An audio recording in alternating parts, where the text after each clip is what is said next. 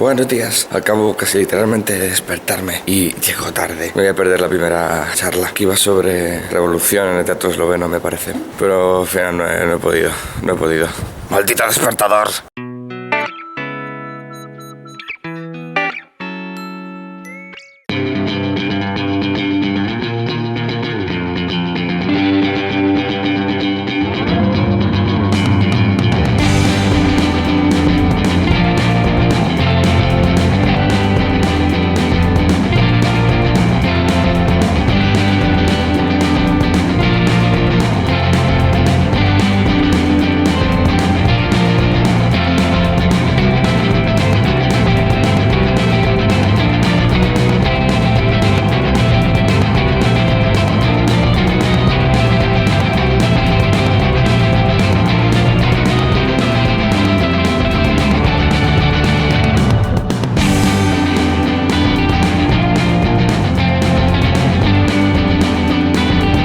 Bueno, llevamos aquí toda la mañana. Han habido 7 ponencias, de las cuales yo solo he visto 6 porque la primera, como sabéis, no he podido. Pero esa iba sobre un tema muy interesante, que me parece que puede haber tenido muchas cosas útiles.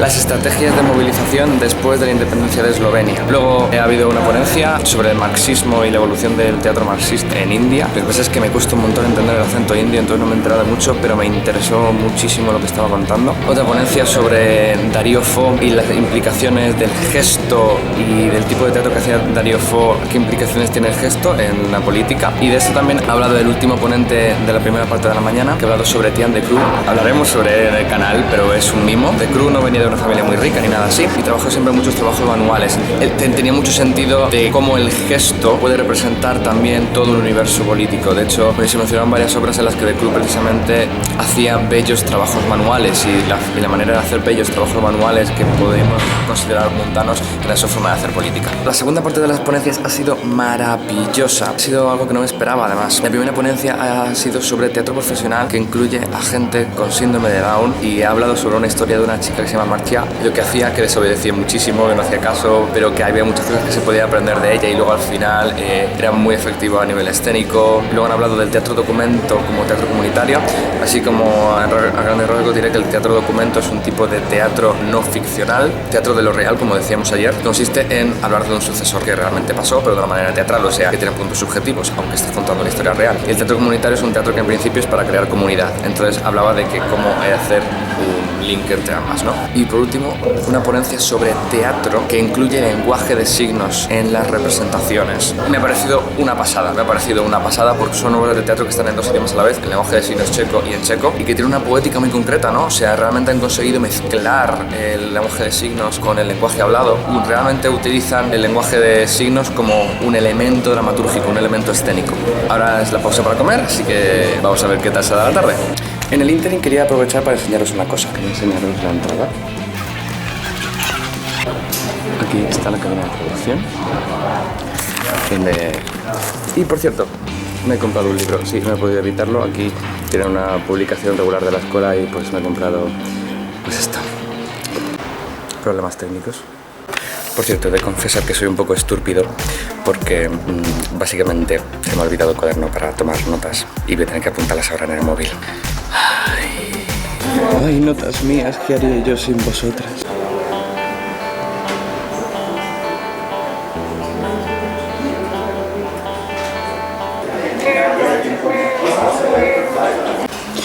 Bueno, me callo ya que empezamos.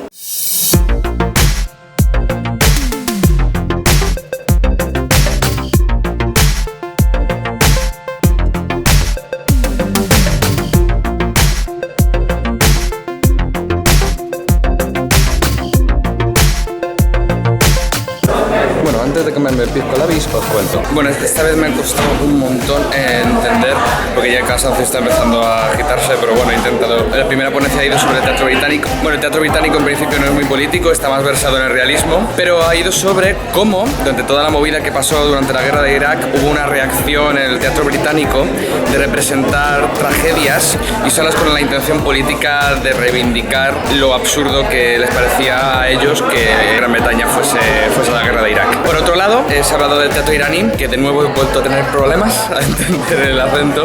El británico y el asiático me cuestan, es lo que hay. Total, que he hablado de que el teatro iraní está aún muy influenciado por la religión y por la política. Eso es algo que tienen que pulir, y que hay varias corrientes en Irán, una que quiere volver a las raíces árabes y otra que quiere, digamos, recuperar la cultura propiamente iraní. Ha habido otra que ha hablado sobre la escenografía en Bulgaria, sobre el realismo socialista.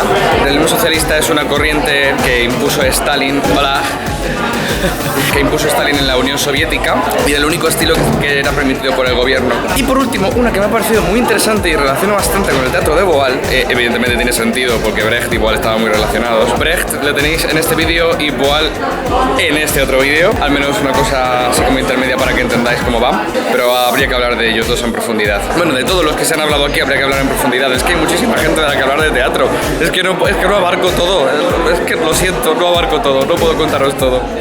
Perdonad si hay algunas cosas que no entendéis, yo intento hacerlo lo mejor posible, os lo prometo. Bueno, el caso, que ha hablado sobre cómo Brecht se basaba en fotografías de políticos y en otro tipo de fotografías para crear obras de teatro. Se ha planteado si realmente los gestos de la política pueden realmente influenciar el lenguaje teatral a nivel gestual. Y yo me pregunto, además, esto ya es cosa mía, de qué manera el lenguaje corporal político es un lenguaje en sí mismo y nos influencia. Y bueno, pues nada, ahora me voy a terminar de comer mi comida y nos vemos en la siguiente etapa de las ponencias, que ya solo quedan 3, y el banquete.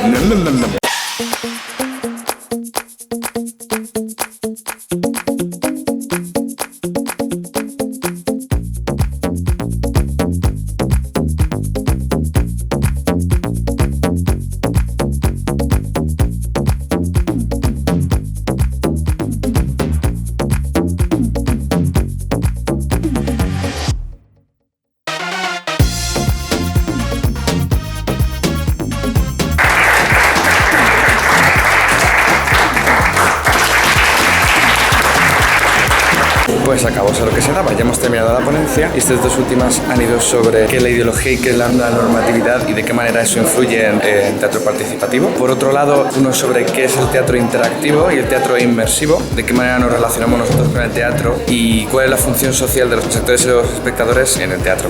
Y por último, uno sobre teatro participativo, que es una cosa que parecer a nivel teórico está bastante difícil de definir y de estudiar, porque es algo que tiene mucha relación con la experiencia, entonces analizarlo es muy difícil, y bueno, ha sido como la apertura de un marco teórico para el estudio del teatro participativo, que es bastante guay. Y hasta aquí la conferencia. Espero que os haya gustado, que os haya ilustrado. Ponedme dudas en los comentarios, supongo que tendréis miles de dudas porque he hablado de términos muy raros. Podemos discutir en los comentarios qué es cada cosa. Puedo hacer algún vídeo de algo de lo que he contado si hiciese falta, porque la verdad es que es tochísimo lo que ha pasado aquí, de lo que tienen los estudios, que son complicados. ¿Os acordáis? Pues eso, para que luego digan que el teatro no se estudia. Así que nos vemos en el próximo ensayo.